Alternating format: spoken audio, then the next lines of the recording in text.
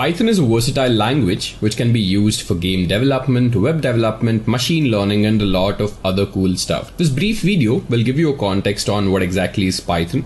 Then we'll see how to install Python and other IDEs of Python.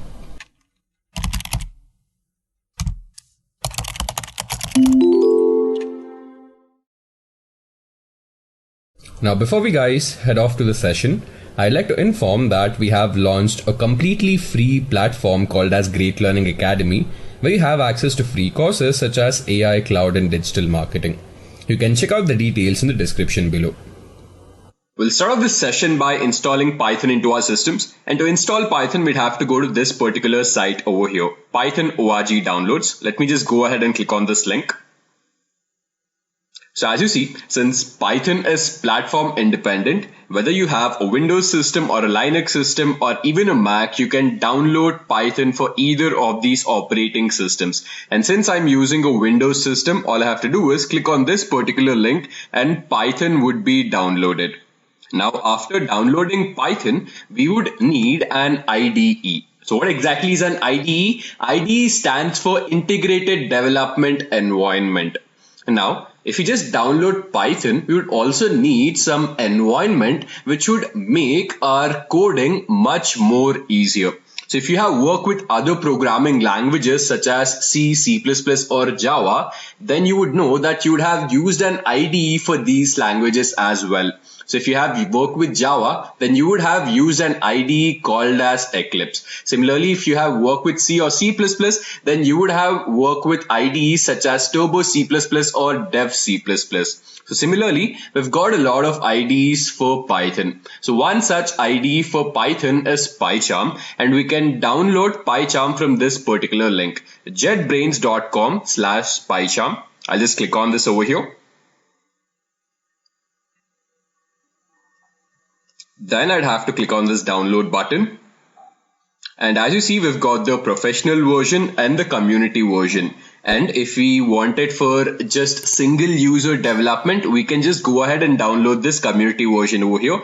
And similarly, as you see over here, we've got, if you use a Windows system, then you can download PyCharm for Windows. If you have a Mac, then you can download PyCharm for Mac. Similarly, if you have a Linux, then you can download Python for Linux. Since I have a Windows system, I'll select this and I'll go ahead and download the community version of this.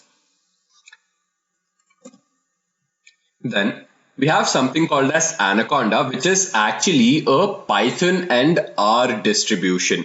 So if you want to perform any sort of machine learning task or data science task, then Anaconda is a complete toolkit. So this provides you with a lot of tools involving Python.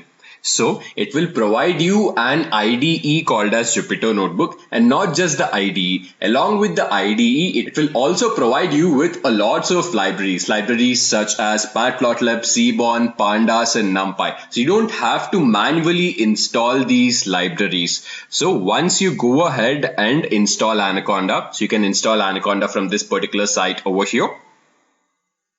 Over here you see the products tab. Click on the individual edition, which is the open source one. Then just go ahead and scroll down. So you have the download button over here again. And since I have a Windows system, I'll just go ahead and download the 64-bit graphical installer. And since this is a lot of MB, which is 466 MB, and since I don't want to use up my data pack, I'll just go ahead and cancel this because I already have Anaconda installed into my system. Now, once we have installed Anaconda, as I've told you guys, Anaconda comes up with an IDE called as Jupyter Notebook. So what is Jupyter? It is a browser-based interpreter that allows us to interactively work with Python. So all of our Python code will be implementing in this Jupyter Notebook. And if you have to open Jupyter Notebook, I'll just show you how to do it. So here on your search bar, go ahead and type in Anaconda. So you'd have to select this over here, Anaconda prompt.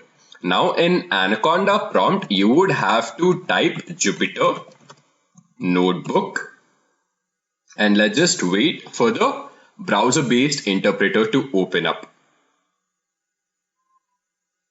So this, what you see, is called as the Jupyter Notebook, which is a browser-based Python interpreter and will be writing all of our Python code over here. Now, if we want to open up a new Python notebook, click on this tab and select Python 3.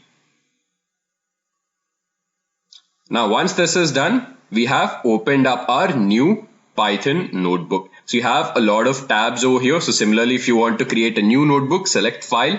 Then you have this new notebook option. Again, you can go ahead and select Python 3. And as you see over here, this is our new notebook. I'll just close this up over here. Then let's say if you want to download the code file which you've written, you have this download as option. And over here, normally, whenever we want to download the Jupyter notebook, we download it as .ipynb file, which basically stands for Python notebook, IPython notebook. You can also download it as other formats. If you want to just save it as a simple Python file, you can just select .py over here. You can also go ahead and save this file as a HTML doc or maybe a LaTeX doc. And if you want to save, you have the save as option over here. And similarly, you can go ahead and rename your notebook. Either you can select this or you can just click over here. Then you can go ahead and rename it. So I'll just write it as my Python notebook, and then I'll rename this file over here. Now let's go ahead and write our first Python program. So to print something out on the console, we would have to use the print command.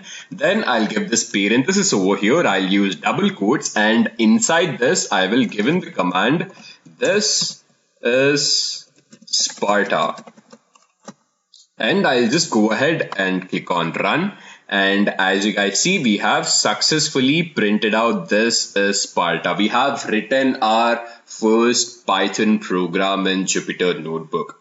Now we are on our way to happily go and hack the NASA systems. So this is our building stone, guys. We can go ahead and do a lot of things with what we've learned with this. Now, you have something called as a kernel over here. So what exactly is a kernel? You can consider this kernel to be the executor of this program. So whenever you write a piece of code and you'd want to execute it, you click on kernel, and this is what actually runs your entire code.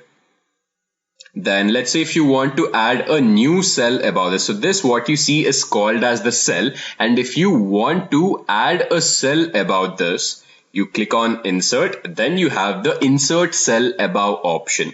Similarly, let's say if I want to insert a cell below this, I click on insert, I select insert cell below, and this is how I can add another cell. So this was a basic intro about Jupyter Notebook. This brings us to the end of this introduction to Python. Now, before you guys sign off, I'd like to inform that we have launched a completely free platform called Great Learning Academy, where you have access to free courses such as AI, cloud, and digital marketing. Thank you for attending this, and have a great learning ahead.